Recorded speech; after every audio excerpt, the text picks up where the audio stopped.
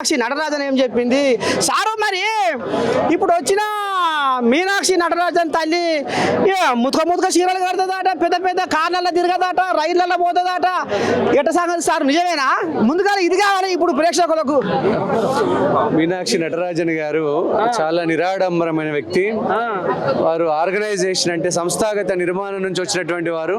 అటువంటి ఒక మంచి అంటే గాంధేయ సిద్ధాంతాల్ని నమ్మినటువంటి ఆవిడ మన తెలంగాణ రాష్ట్రానికి ఇన్ఛార్జిగా రావడం నిజంగా మన కాంగ్రెస్ పార్టీ, కాంగ్రెస్ కార్యకర్తల అదృష్టమే.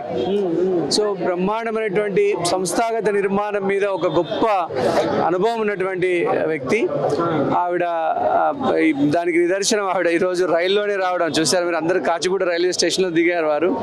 సో చాలా she a very humble and down to earth lady and very food soldier. అంటే కింది స్థాయిలో పనిచేసేటువంటి కార్యకర్త లాంటి వ్యక్తి ఆవిడ. మరి ఇప్పుడు ఏదో ఒక గుసగుస పదం బయటకు వస్తుంది, గాంధీ మనవరాలు అనేది గుసగుస బయటకు వస్తుంది. మరి నిజమేనా?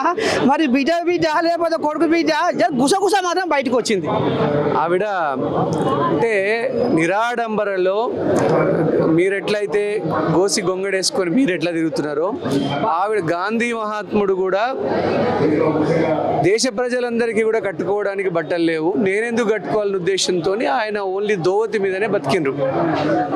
పేదవాళ్ళ యొక్క ఘోష మనం ఎట్లా తెలిపినరో అట్లా.